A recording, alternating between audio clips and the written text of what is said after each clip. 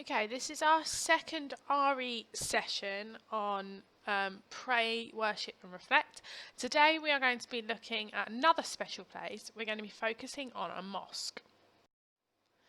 Okay, so people who are followers of the religion Islam are called Muslims, and they are the people that worship in a building called a mosque. They believe that there is one God called Allah who created everything, and he is all powerful. Okay, so here are some examples of some mosques around the world. Just have a pause, have a think here. I want you to look at all of the pictures and I want you to decide what are the similarities and what are the differences. So pause the video here and have a go at that.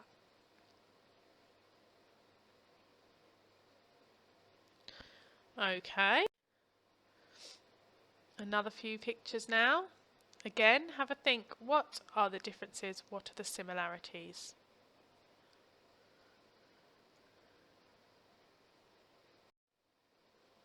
Okay, so now we're going to focus at what is in a mosque.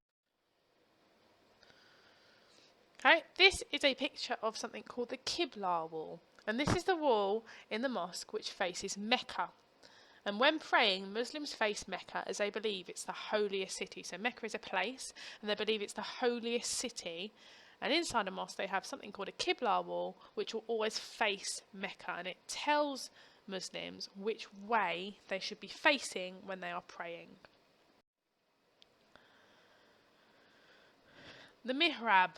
The mihrab is an alcove in the Qibla wall. So we've just looked at what the Qibla wall is. So it's an alcove in the Qibla wall where the Imam, who is the leader, stands to deliver prayers. Okay, and the mihrab is normally very ornately decorated.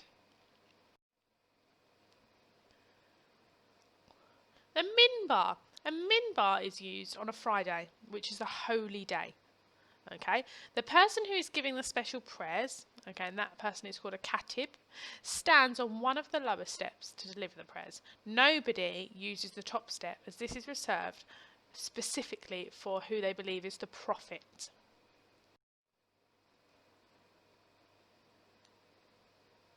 Okay, the washing area is also really important. So before going into the mosque, everyone must remove their shoes. They must wash their hands, feet and mouths. There are separate washing areas for men and women, very similar to what we looked at last week. The minaret. The minaret is a place where the call for prayer is called from. Okay, so the imam, which we know is the leader, usually will stand on the minaret and he will call out the call for prayer so that everyone knows when it is time to pray. This usually happens on Fridays, although it can happen on other days as well. So usually it happens on a Friday, which is the holy day.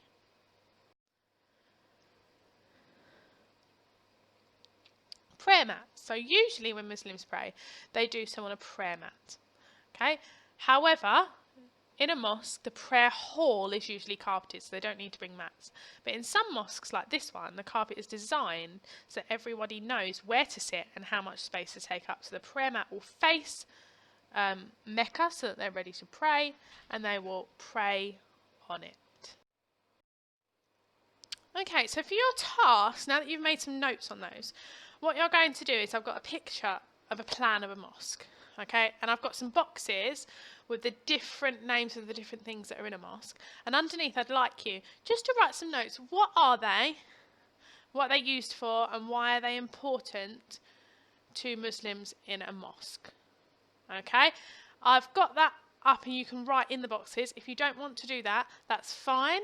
Then I'd just like you to write in your book the title or the name of the item, and then underneath a few sentences to describe what it is, what it's used for, why is it important to Muslims.